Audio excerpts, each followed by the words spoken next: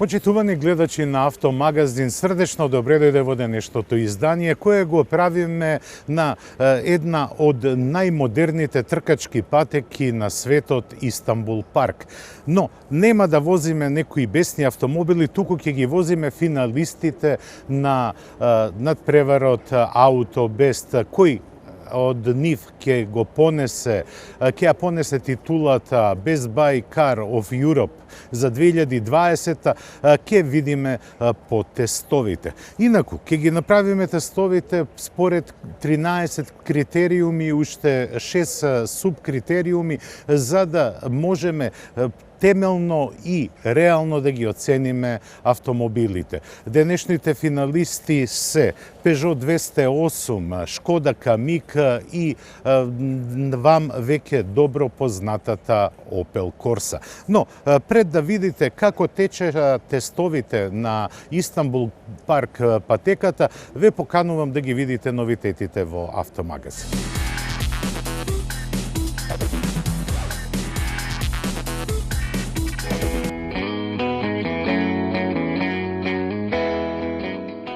На комерцијалното оделение на Форд ќе му требаат поголеми витрини за да ги нареди признанијата што ги освојува.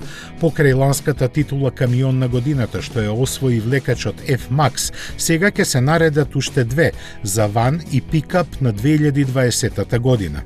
Нив ги доделуваат две меѓусоебно поврзани меѓународни жирија кои се независни во изборот. За титулата ван на годината одлучуваат 25 новинари специјализирани за оваа област. Тие годинава беа импресионирани од двете нови хибридни изведби на Transit Custom, на кои без многу размислување му доделија 97 бода.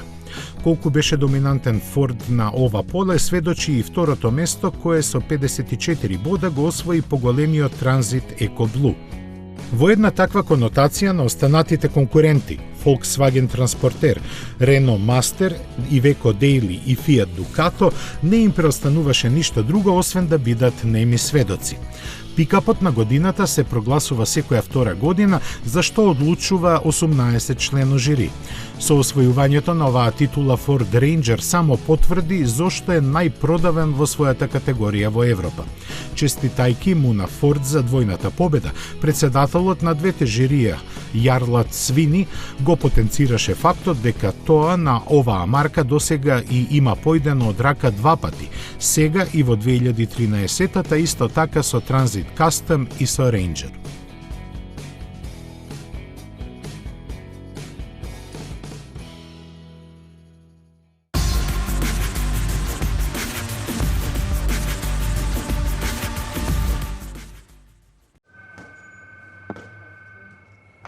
Спремен си? Еј, не! Документите се уништени, а немам веќе време. Имам копии дома. Ќе ми дадеш својата кола да одам по нив? Океј. Спремни да го пробате Peugeot 308 со стайл ниво на опременост и 1.2 PureTech мотор со 110 коњски сили. Сега во понуда за 15.990 евра.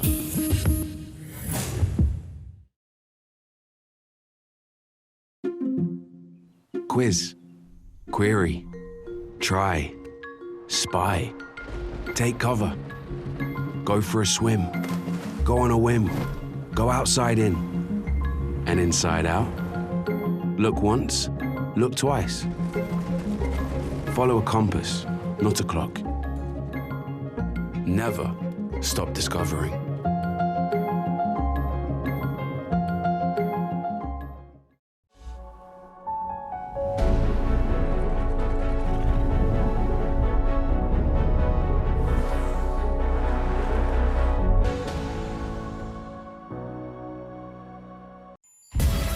Комбинацијата бизнес и забава или спортска динамика и елеганција на луксус.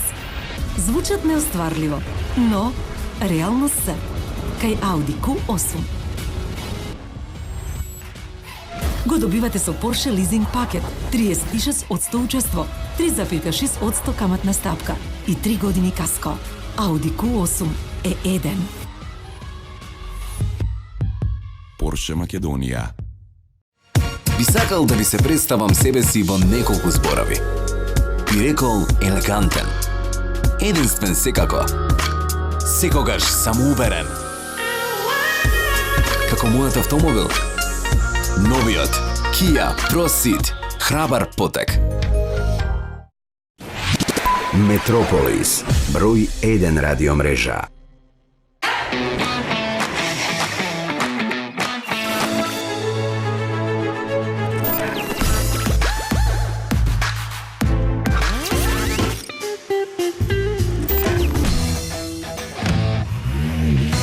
Едноставно до нов автомобил. Со Шпарка се лизинг.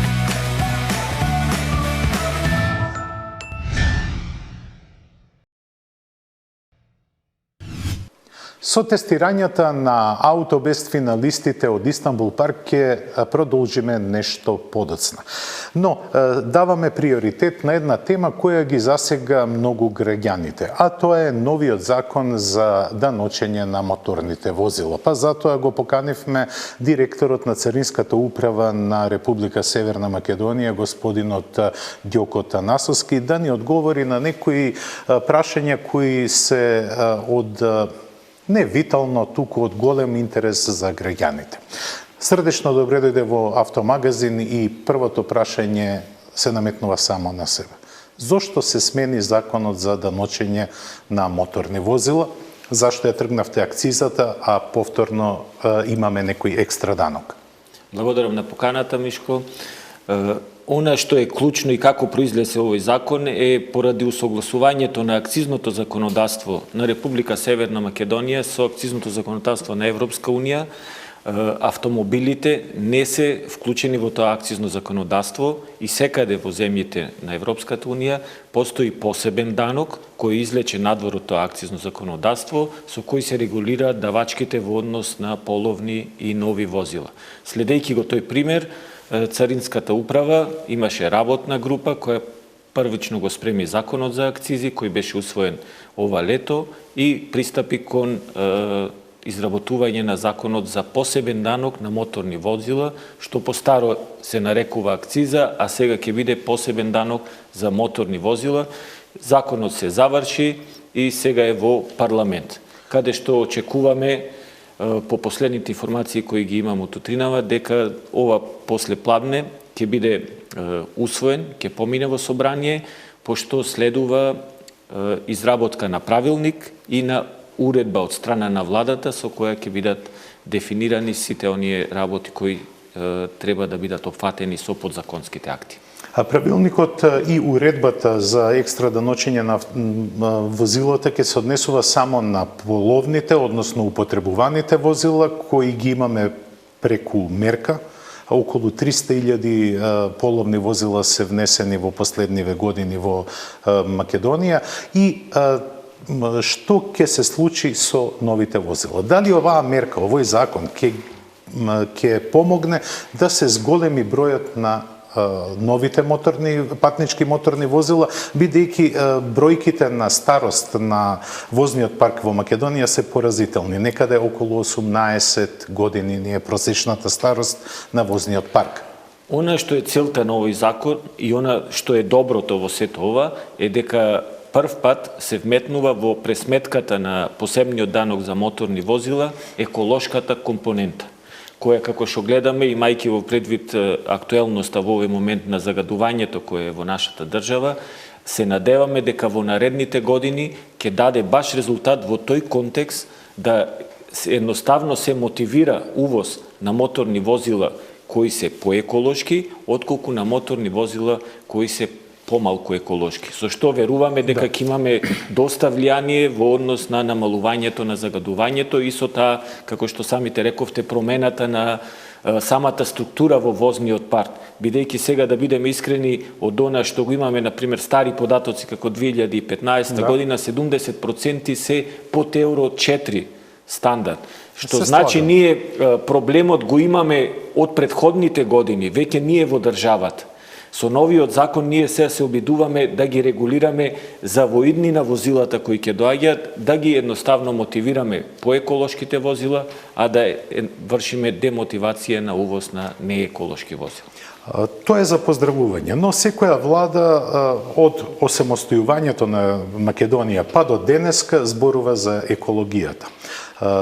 Едни од еколошките возила се и хибридите, не само електричните или плагин хибридите, кои се сега присутни на нашиот пазар. Но со новиот закон се дефинира дека хибридните возила нема да бидат ослободени од екстра даночење, додека плагин хибридите ќе се оданочуваат со екстра данок од околу 50% во износот на екстра данокот. Зошто е тоа така? Бидејќи и тие хибриди кои користат мотори на внатрешно согорување се хибридни возила и можат да бидат погонувани само на електропогон одредена километража. Поентата на и она што проблематика ние разгледувавме при изработката на овој закон, секако тука сакам да напоменам дека во припремите за изработка на методологијата за пресметка на посебниот закон за моторни возила беше вклучена и регионалниот еколошки центар со канцеларијата во Македонија и преку тоа беа опфатени низа други еколошки организации, импортери и сето тоа и гледавме да најдеме најдобар начин со кој вистина ќе истакнеме таа еколошка компонента, а од друга страна нема да направиме неудар на пазарот, а ќе ја земеме во предвид и социјалната и економската состојба во нашата држава. И тука би напоменал дека во тој контекст ние извршивме комплетно ослободување на сите возила кои што се на електричен погон. Во однос на плагинни хибридите, како што спомнавме, имаме 50% намалување на посебниот данок, додека така наречените хибриди, односно милд хибриди, како се среќаваат најчесто или зависи сега, имат различни имиња, зависно од производителот и зависно од тие маркетиншки имиња кои ги даваат самите производители, тие не се сметаат за возила кои одат на независен електричен погон. И тука е поентата на она што регулативата го дава.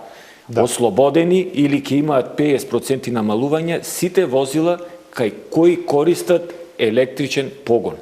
Значи како засебен. Да. Бидејќи ти најдобро знаеш дека полнењето на тие батерии кај тие обични, ајде да ги наречеме сега хибриди, се прави со работа на моторот за внатрешно согорување. Што од друга страна не го демотивира загадувањето на средина, животната средина. Тие мотори тие мотори се со голема кубикажа, најчесто имаат појаки, кај кои просечната емисија на јаглеров диоксид исто така е доста висока. Така да ако дозволиме преголеми ослободувања тука, ништо не сме направиле со мотивирањето на таа еколошка компонента. Дека треба да се мотивираат и да се поддржат еколошките технологии, но една паралела. И јас се сложувам со вас, мајлд хибридите, односно оние хибриди кои имаат 48 волтен систем, не треба да се третираат како хибридни возила, бидејќи батеријата која ги ја собира кинетичката енергија, ја емитува за одржување на електричните склопови во автомобилот. Но не се сложувам со вас по прашање на обичните хибриди, односно на хибридите кои користат мотор за внатрешно согорување, бидејќи со електричните возила, ако гледаме објективно, ние само ја мигрираме загаденоста од град во периферија. Зошто? Бидејќи моторите на внатрешно согорување служат како генератори и има емисија на штетни издувни гасови во градските средини или на автопатиштата, но плагин хибридите, за да се наполни нивната батерија, користат електрична мрежа која загадува. Како загадува? Рек Битола за производство на 1 киловат час емитува негде околу 2200 грама CO2. И тука тоа го зборувам јас, мигрирањето на загаденоста, а не избегнување на загаденоста. Јас тука не би се сложил комплетно во кој контекст. Значи, работата на како ќе бидат распоредени тие полночи и како ќе се доаѓа до таа енергија која ќе ги полни и сето тоа е веќе стратегија на државата која верувам треба да биде сеопфатна, каде што ќе бидат сите вклучени и на тој начин ќе се дефинираат работите. Меѓутоа, она што е кај обичните хибриди, сето тоа, тука знаеме дека, како што рече ти батериите и сето тоа се користат од една страна што е повеќе мислам дека им е од корист на граѓаните за намалување на потрошувачката на горивото. Да. А во суштина емисијата на јаглеров диоксид ќе ни остане иста и пак нема да направиме некое позначајно влијание врз загадувањето. Меѓутоа, од друга страна, секако остануваат алатките во владата на Република Северна Македонија околу одредени субвенции при набавка на било дали ќе се одлучи на електрични возила, значи зборуваме субвенции на нови возила. И во тој контекст законот тука мотивира како кај такси компаниите при набавка на нови возила за дејност такси ќе им се повраќа 20% од данокот, додека кај оние кои користат комби за собствени потреби и за такси превоз, кај нив е 80%.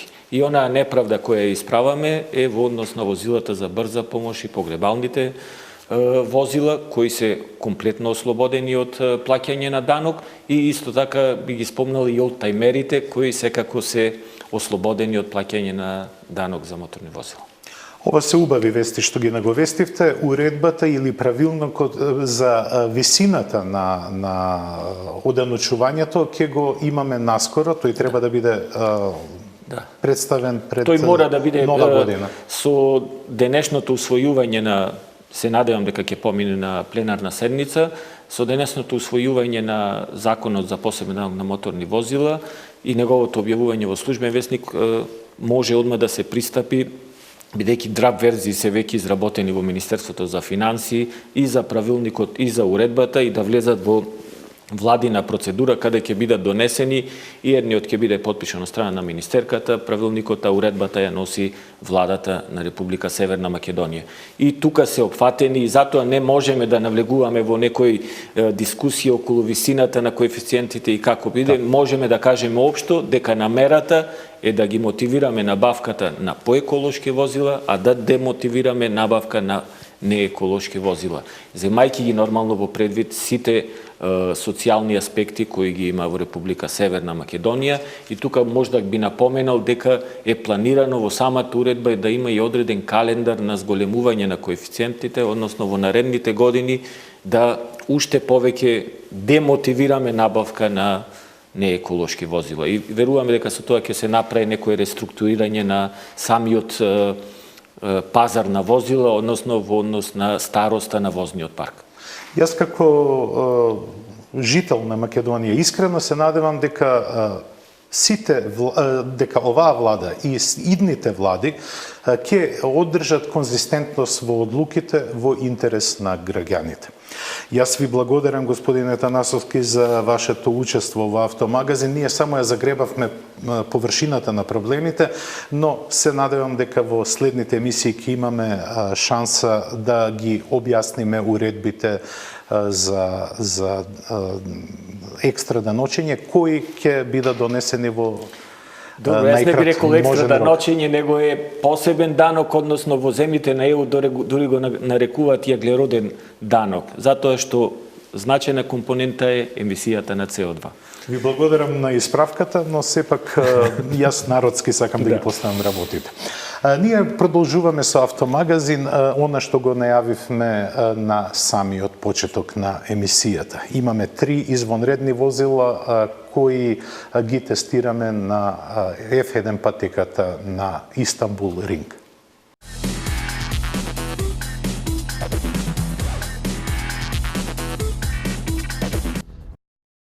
Добро дојдовте назад на Истанбул парк патеката.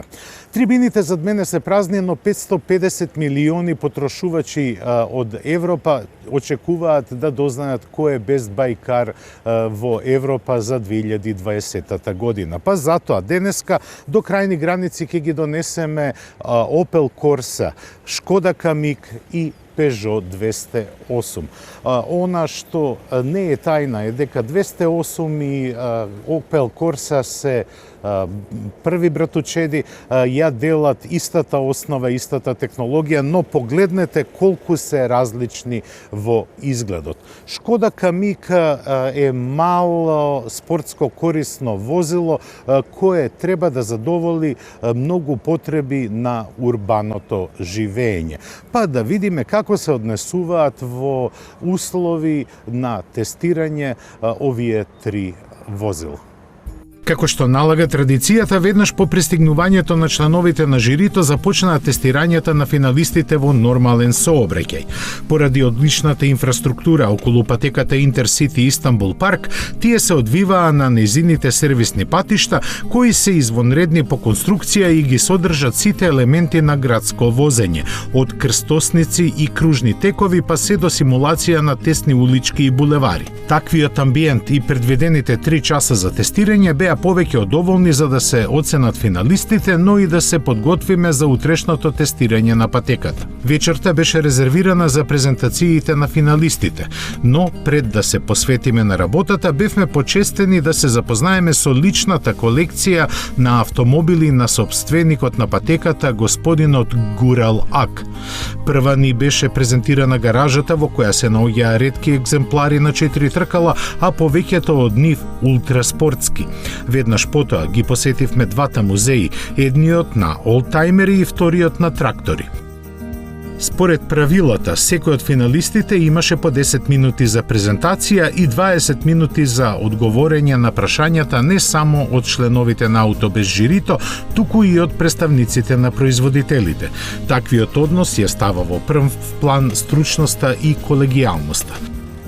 Пред да ги подлегнеме на тест на патеката, финалистите ги ставивме под лупа на оделот за спретно управување и тестирање на влажна подлога, составен од 3 дела. Првиот беше забрзување во долг свиок, потоа следеше сопирање на лизгава подлога и најинтересниот вештачко дестабилизирање на автомобилот и негово управување до смирување на истиот. Покрај забавноста јасно се почувствуваа високиот квалитет на безбедносните асистенти и нивното подесување на специфичностите на секој автомобил посебно.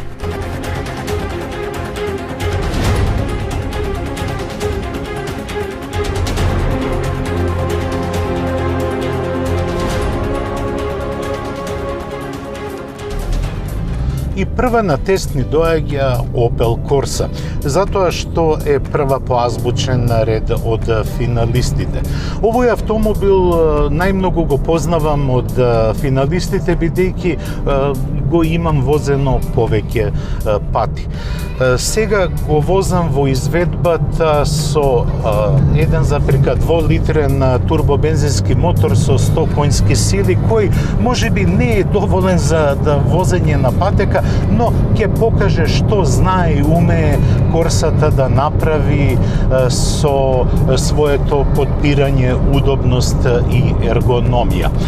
Седењето во Корса е за 3 сантиметри пониско отколку кај Peugeot 208, па затоа може возачот многу добро да си ја постави својата позиција на седење, што е многу битен фактор при динамично возење. На Истанбул парк должината на патеката е 5,5 километри и е една од најсофистицираните патеки во светот за тркање. Но да се испровоцира Корса тука може многу лесно, бидејќи подпирањето е сега многу омекнато. Не е она цврсто германско, но сепак нуди одлична интеракција со возачот. Во долги свиоци таа малку повеќе се навалува отколку што треба, но сепак покажува одлична стабилност и прилепување за подлогата. Истанбул парк е познат по својата најбрза кривина од 180 степени. Тука Формула 1 возачите ја совладуваат, верували или не, со брзини поголеми од 300 км на час. За нас тоа е забрането затоа што сме ограничени со пилони. Секако дека 300 км на час дури и да ме фрлат од авион со Корса не можам да постигнам. Но идеме понатаму. Како што видовте и при поголеми брзини Корса одлично се снаоѓа со префрлувањето на тежината од една на друга страна, односно оптоварувањата, и тоа е постигнато со добро балансираната тежина на целата каросерија, односно на целиот автомобил. Ергономијата е многу поинаква отколку кај донаторот Peugeot, но технички Opel имаше слобода да направи автомобил каков што замислува дека треба да направи. Втор на тест ни доаѓа Peugeot 208. Повторно со 1,2 литрен бензински мотор, но овој пат со 130 коњски сили и мануелен, а не 8-степен автоматски менувач. Излегувам на патеката и веќе ја чувствувам динамиката, но и бучавоста на моторот. Оваа комбинација е добра, бидејќи се чувствува дека мекото подпирање е направено за да се голтаат километрите. Но сепак Peugeot има што да каже и кога се вози на патека. Впрочем, дел од генетскиот код на францускиот лав се трките. Па не е чудо зашто Peugeot 208 многу добро се однесува на тркачка патека. Динамиката е задоволителна, но сепак од Peugeot потенцираат дека оваа кола е направена за економично и еколошко возење. Но сепак, доколку сакате, можете да ја вадите маста, што би рекол народот. Peugeot не ги крие своите планови за 208. Дури 70% од произведените 208-ки ќе бидат со бензински мотор. Помеѓу 10 и 11% тоа ќе отпадне на електричната верзија, која треба да доживее своја промоција, односно комерцијализација некаде кон првиот квартал на 2020 година. А другите 20% ќе бидат резервирани за производство на дизелот, кого Peugeot планира да го тргне од својот репертоар до 2025 година. И на слаломот на поголема брзина, повторно 208-ката делува суверено. Незиниот скулптурален дизајн во внатрешноста како да ве гушка и ве прави да се чувствувате како едно со автомобилот. Но тука доаѓаме до една замерка која ја имам за сите Peugeot автомобили, а тоа е типот на седење. Кога сум на најниската позиција со моето седиште и со воланот го поставувам во највисоката позиција, тогаш повторно чувствувам дека воланот ми е премногу ниско поставен и тоа малку ми пречи за маневрирање. Но далеку од тоа дека овој автомобил го прави инфериорен. Напротив, целото обкружување, тридимензионалната iCockpit табла го прават да биде нешто посебно. И трет по азбучен ред е Шкода Камик. Овој автомобил што ни доаѓа од млада Болеслав има многу младешки дух во него. Тој не може да се нарече спортско корисно возило, но градско корисно возило во секој случај. Издигнате и седењето е повисоко. Доаѓа во опрема со 3 цилиндерски мотори од 1 литар, исто така има и бензински турбомотор од 1,5 литри, кој е 4 цилиндричен, како и дизел од 1,6 литри. Иако е издигнат, Камик доста зрело се однесува на патека. Добро е управлив, додека ергономијата и седењето во внатрешноста се за секоја пофалба. Го возам со автоматски менувач кого го ставив во мод на возење спорт, што значи дека мануелно ги менувам брзините. Забрзувањето на 1,5 литрениот мотор со 150 конски сили се покажува како одлично. Во корелација со DSG менувачот, тој дава не само комфорт, толку и доста убедливо делува при агресивно и динамично возење. Камик пред се покажува како модерно конципирано возило, бидејќи е опремен со интелигентна технологија на конективност, која патем речено ќе видиме дали ќе функционира во Македонија, кога ќе го имаме на подолг тест. И сега доаѓаме до слаломот, кого сосема добро камикот го надминува, многу зрело. Па можам да кажам дека овој најмал кросовер од млада Болеслав е добар и за машката популација. Бидејќи на презентацијата речено е дека камик е повеќе замислен како женско возило.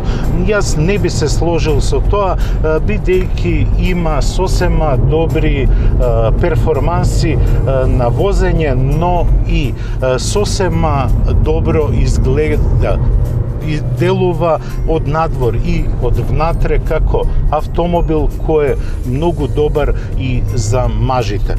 Со ова ги завршуваме тестовите на Истанбул Парк Интерсити патеката.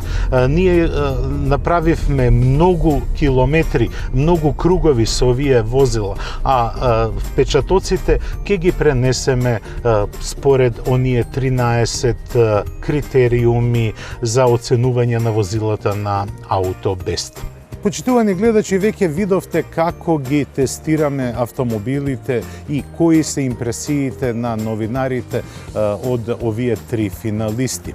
Ние ги зимаме во предвид сите критериуми, од цената на автомобилот, дизајнот, внатрешниот простор, па се до мрежата на покривање на импортерите во локалните држави од кај што доаѓаме. 31 држава се членки на Автобест, а јас сум представник од Македонија. Најголемото независно автомобилско жири во Европа ја изгласа Opel Corsa за Best Buy Car of Europe, односно автомобил кој нуди најмногу за својата цена. Титулата Автобест за 2020 година новата Corsa ја освои со вкупно 17.617 поени, за само 157 повеќе од втората генерација на Peugeot 208. Колку финалето беше избалансирано, кажува фактот дека од вкупниот број распределени поени, оваа разлика представува само 0,2%. На трето место се најде Шкода Камик, а следеа Рено Клио и Нисан Джук. We are Autobest!